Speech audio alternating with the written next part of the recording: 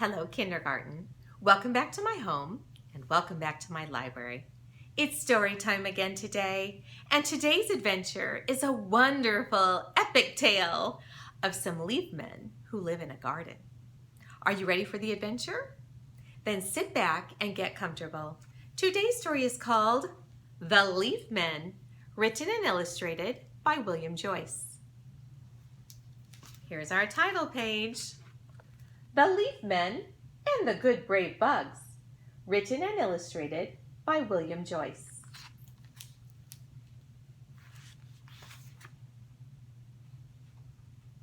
There once was an old woman who loved her garden.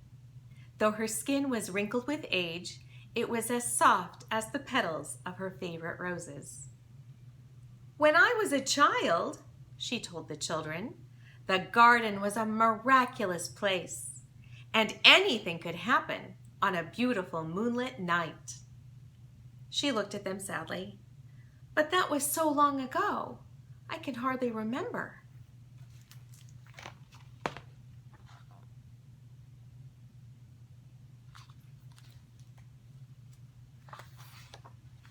One day, the treasured rose bush grew sickly, and so did the old woman.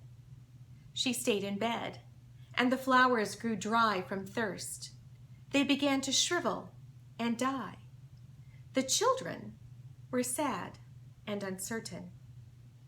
So were the insects of the garden.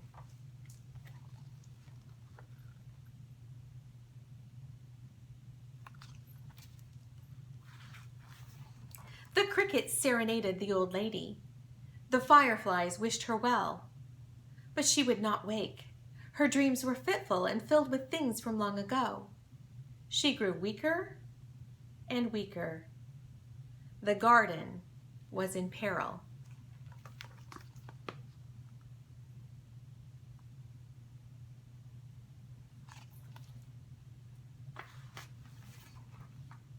"You must call upon the leaf men," said the mysterious long-lost toy.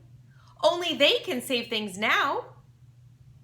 "The leaf men are not real," sneered the Spider Queen. Her many goblins croaked and laughed, but the toy ignored them.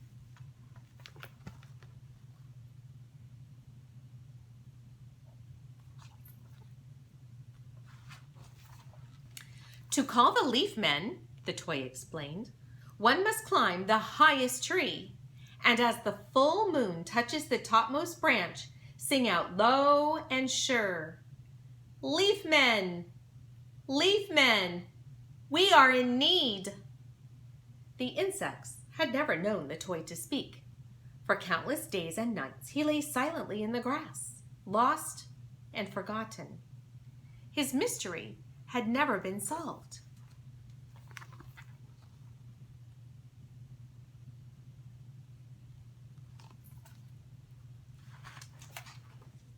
The insects had heard stories of the leaf men, but they were unsure. It would be a perilous journey to the top of the tree. No garden bug had ever gone so high. A tiny troop of doodlebugs assembled. "We of the Doodlebug Guild will face which must be faced," their leader proclaimed.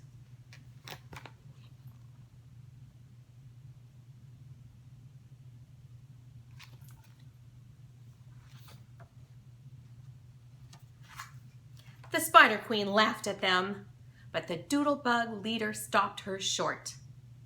"Tiny of body, but brave of heart, we will finish what we start," he said proudly. This angered the Spider Queen. The long-lost toy smiled. He'd never liked the Spider Queen.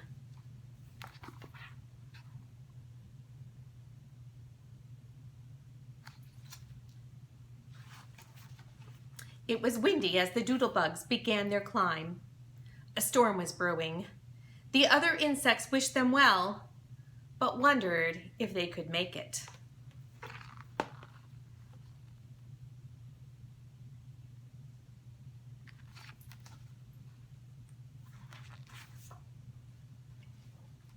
Night fell as they journeyed ever upward. The moon appeared through swiftly moving clouds. The wind grew stronger, but the doodlebugs were not afraid. They chugged along, racing with the moon to the top of the tree, a train of brave, good bugs.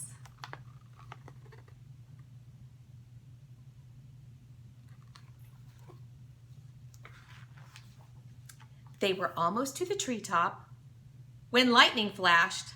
The sky rumbled. Giant raindrops smashed down. And then the Spider Queen appeared.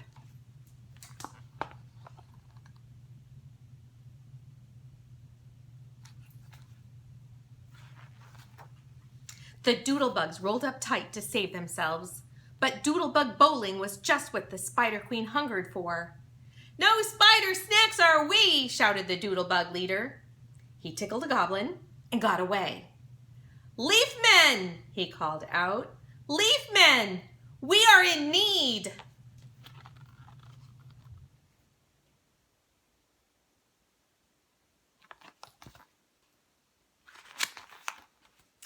The storm stilled.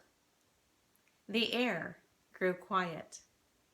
And there stood the Leaf Men, ready to lend a hand.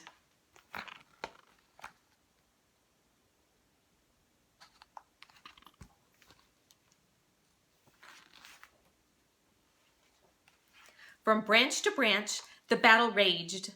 With arrows made of thistle, the Leaf Men shot the spider right through the heart. Her goblins fled in horror. The valiant Leaf Men then whisked the doodlebugs earthward by way of a Luna moth.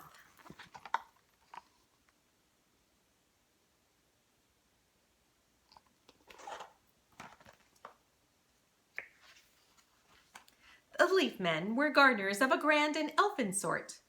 They sewed leaves back on, turned brown stalks to green, and made the rose bush bloom like new. Tiny of body, but brave of heart, we always finish what we start, sang the doodlebugs as they helped. But when the gardening chores were done, the Leaf Men grew quiet.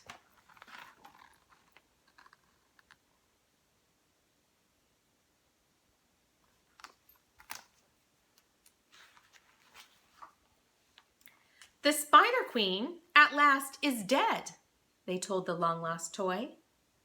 "And only you can save things now."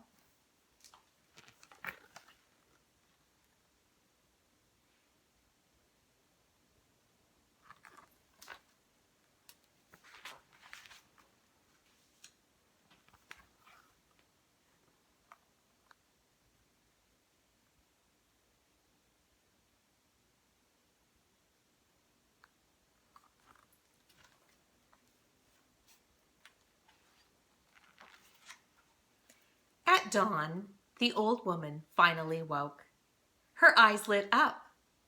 "My little metal man," she whispered. "You've been lost for so long." She had not seen him since she was a little girl.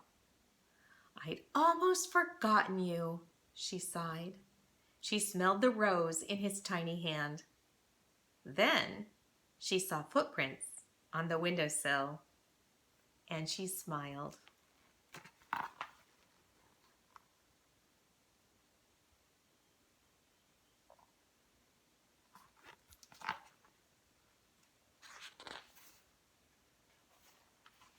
Soon the old lady was back in the garden. "I remember now," she said. "My father gave me the metal man to watch over me at night. My mother planted the rose bush to bring me comfort. I remember they told me that the Leaf Men watch over the garden and make sure everything's all right."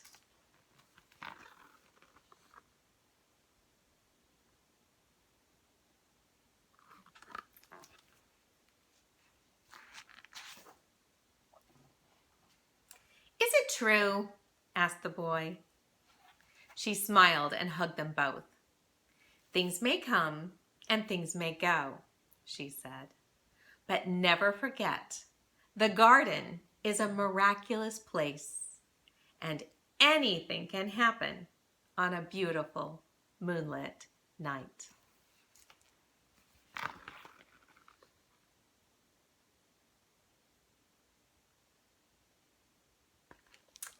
The end. Kindergarten, I hope that you will always believe that miraculous things can happen on a beautiful moonlit night or a bright sunny day here in Florida. So until we read again, I wish you a wonderful, miraculous, anything can happen kind of day. Bye.